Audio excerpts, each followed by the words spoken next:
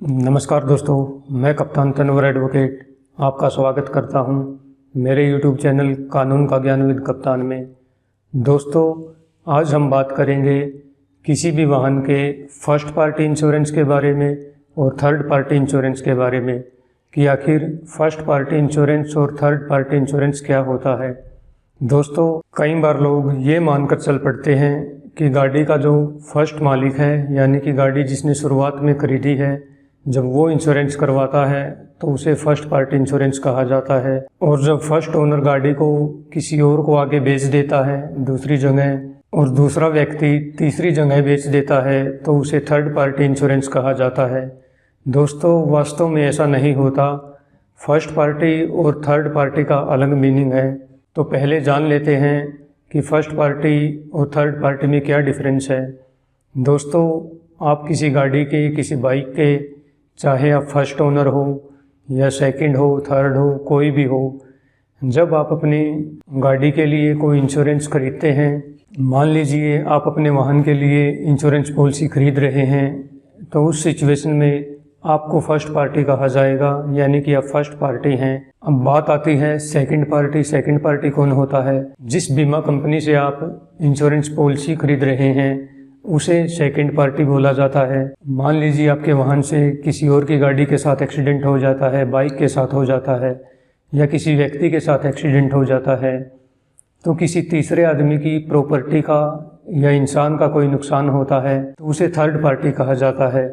तो दोस्तों, ये डिफरेंस है फर्स्ट पार्टी और थर्ड पार्टी में। अब बात कर लेते हैं फर्स्ट पार्टी इंश्योरेंस के क्या बेनिफिट हैं और इसमें क्या क्या कवर होता है।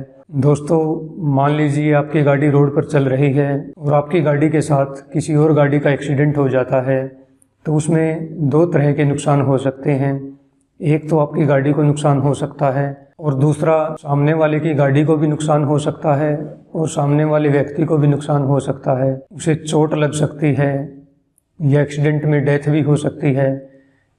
तो जो इंश्योरेंस पॉलिसी आपकी गाड़ी के नुकसान को और सामने वाली पार्टी के नुकसान को कवर करती है, उसे फर्स्ट पार्टी इंश्योरेंस कहा जाता है। अब बात कर लेते हैं फर्स्ट पार्टी इंश्योरेंस में क्या क्या कवर होता है। तो दोस्तों, फर्स्ट पार्टी इंश्योरेंस में आपकी गाड़ी का जो नुकसान हुआ है, तो गाड़ी ठीक करवाने का जो खर्च आता है, फर्स्ट पार्टी इंश्योरेंस में आप वो क्लेम ले सकते हैं।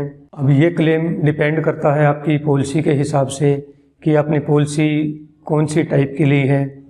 तो दोस्तों, फर्स्ट पार्टी इंश्योरेंस पॉलिसी भी दो तीन तरह की होती हैं। पहली होती है स्टैंडर्ड पॉलिसी या कम्प्रीहेंसिव पॉलिसी। दोस्तों, इस पॉलिसी में आपका जितना क्लेम बनता है उसमें से डेप्रिसिएशन के हिसाब से कुछ अमाउंट कम होकर वो आपको मिलता है, यानी कि आपकी गाड़ी जितनी पुरानी है उस हिसाब से गाड़ी के उस पार्ट की वैल्यू को कम करके इंश्योरेंस कंपनी क्लेम पास करती है। और ये डेप्रिसिएशन अलग अलग पार्ट पर अलग अलग परसेंटेज के हिसाब से लागू होता है। अगर कोई ग्लास का पार्ट है, मान लीजिए आपकी सामने की विंड स्क्रीन का शीशा है या पीछे वाला शीशा है, तो इस पे 0% होता है। और अगर कोई टायर है, बैटरी है, उस पर ये परसेंटेज अलग होती है। और फाइबर और ग्लास के जो मिक्स आइटम हैं उस पर ये परसेंटेज अलग होती है। तो दोस्तों, अगर आप डेप्रिसिएशन नहीं करवाना चाहते तो आप अपनी फर्स्ट पार्टी इंश्योरेंस पॉलिसी में एड ऑन प्लान ले सकते हैं, जिनमें कि 0 डेप्रिसिएशन आता है, इंजन प्रोटेक्टर आता है और भी कई तरह के प्लान आते हैं।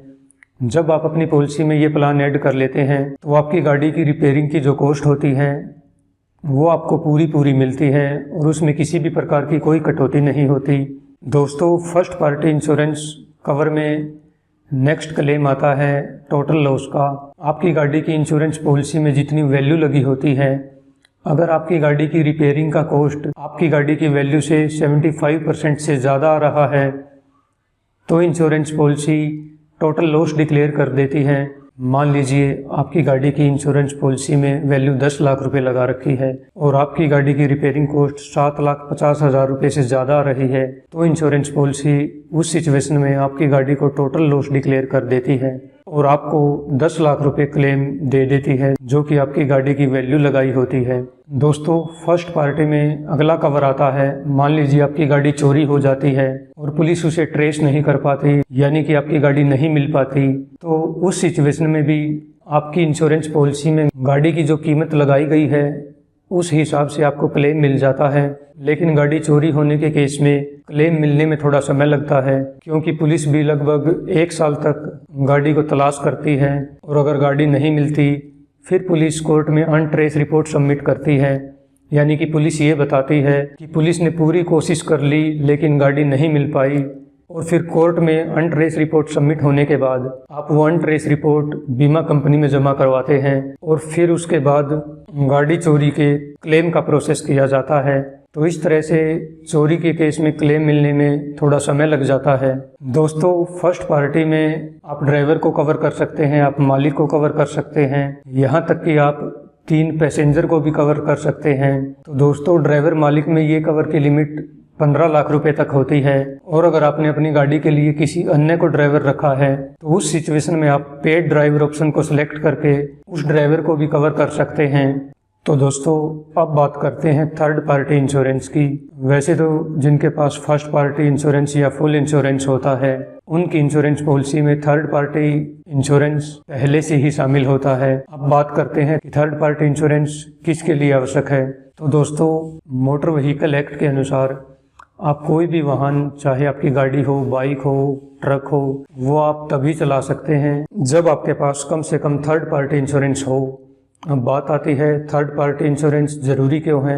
मान लीजिए आपकी गाड़ी के साथ किसी का एक्सीडेंट हो गया और उसकी प्रॉपर्टी का नुकसान हो गया, या उस व्यक्ति को चोट लग गई, या उसकी डेथ ही हो गई, तो उस सिचुएशन में जो क्लेम होता है वो क्लेम इंश्योरेंस पॉलिसी को देना होता है। दोस्तों, थर्ड पार्टी नुकसान में अब थर्ड पार्टी इंश्योरेंस की लिमिट होती है, थर्ड पार्टी के प्रॉपर्टी के नुकसान की जो लिमिट होती है उसे बोला जाता है third party property damage limit. और ये लिमिट आप अपनी कार के लिए इंश्योरेंस करवा रहे हैं तो 6 लाख रुपए होती है, और अगर आप अपनी बाइक के लिए इंश्योरेंस करवा रहे हैं तो ये लिमिट 1 लाख रुपए होती है। यानी कि अगर आपकी गाड़ी से किसी थर्ड पार्टी की प्रॉपर्टी का नुकसान होता है तो इंश्योरेंस कंपनी 6 लाख रुपए तक का क्लेम उसको देती है, और अगर आपकी बाइक से किसी थर्ड पार्टी की प्रॉपर्टी का नुकसान होता है तो इंश्योरेंस कंपनी 1 लाख रुपए तक का क्लेम देती है। लेकिन थर्ड पार्टी इंश्योरेंस लेते समय ये लिमिट चेक कर लेना आवश्यक होता है, और हमें नॉर्मल वाली पॉलिसी लेनी चाहिए जिसमें ये लिमिट 6 लाख रुपए की हो। अब बात करते हैं, मान लीजिए किसी थर्ड पर्सन को, यानी कि किसी तीसरे व्यक्ति को नुकसान होता है, उसे चोट लग जाती है, उसका कोई हाथ या पैर टूट जाता है, या उसकी डेथ हो जाती है, तो उस केस में ये लिमिट अनलिमिटेड है, क्योंकि ऐसी सिचुएशन में क्लेम कोर्ट द्वारा तय किया जाता है, और कोर्ट द्वारा ये देखा जाता है कि जिस आदमी की एक्सीडेंट में डेथ हुई है वो क्या काम करता था, उसकी महीने की इनकम क्या थी, उसकी एज क्या थी, और उसके परिवार में फैमिली मेंबर्स कितने थे। यानी कि कोर्ट ये देखती है अगर ये आदमी जीवित रहता तो अपने लाइफ टाइम में इसकी इनकम कितनी होती और इसकी फैमिली की रिस्पॉन्सिबिलिटी इसके ऊपर कितनी थी, तो उस हिसाब से कोर्ट क्लेम पास करती है, और ये क्लेम लाखों में होता है और करोड़ में भी हो सकता है। तो इसलिए थर्ड पार्टी इंश्योरेंस को कंपलसरी बनाया गया है, मैंडेटरी बनाया गया है, क्योंकि कोई भी व्यक्ति इतना क्लेम देने के लिए कैपेबल नहीं होता। तो इसलिए थर्ड पार्टी के नुकसान को सिक्योर करने के लिए मोटर व्हीकल एक्ट के अनुसार थर्ड पार्टी इंश्योरेंस लेना कंपलसरी होता है। तो दोस्तों, अब बात आती है कि किसे फर्स्ट पार्टी इंश्योरेंस लेना चाहिए और किसे थर्ड पार्टी इंश्योरेंस लेना चाहिए। तो दोस्तों, अगर आपने गाड़ी नई ली है या आपकी गाड़ी 1-2 साल ही पुरानी है तो आपको फर्स्ट पार्टी इंश्योरेंस ही लेना चाहिए, क्योंकि उस समय आपकी गाड़ी की वैल्यू ज़्यादा होती है और रिस्क भी ज़्यादा होता है। अगर कोई मेजर एक्सीडेंट हो जाता है तो उस केस में गाड़ी को टोटल लॉस डिक्लेयर कर दिया जाता है और आपकी गाड़ी की कीमत आपको मिल जाती है और आपका भारी नुकसान होने से बच जाता है। अगर आपकी गाड़ी 5-6 साल से ज़्यादा पुरानी हो चुकी है तो आप चाहे फर्स्ट पार्टी इंश्योरेंस ना लें, क्योंकि उस समय अगर रिपेयरिंग का आप क्लेम लेते हैं तो उसमें डेप्रिसिएशन ज़्यादा लग जाती है और आपको बहुत ज़्यादा बेनिफिट नहीं होता। दोस्तों, अगर आपकी गाड़ी कम ही चलनी है, महीने में 1-2 बार ही निकलनी है, तो भी आपको फर्स्ट पार्टी इंश्योरेंस लेने की आवश्यकता नहीं होती, क्योंकि आपका रिस्क कम ही होता है। तो दोस्तों, कंक्लूजन यही निकलता है कि आपको थर्ड पार्टी इंश्योरेंस तो हर हालात में ही लेना होता है, ये कंपलसरी है, तभी आप अपने व्हीकल को चला पाएंगे और आप अपनी रिक्वायरमेंट के हिसाब से फर्स्ट पार्टी इंश्योरेंस भी ले सकते हैं। दोस्तों, आशा करता हूँ वीडियो आपको इन्फॉर्मेटिव लगा होगा और आप फर्स्ट पार्टी इंश्योरेंस और थर्ड पार्टी इंश्योरेंस के डिफरेंस को समझ गए होंगे। दोस्तों, इस वीडियो को लाइक कीजिए और मेरा चैनल सब्सक्राइब कीजिए। मिलते हैं अगली वीडियो में किसी और टॉपिक के साथ। तब तक के लिए जय हिंद, जय भारत।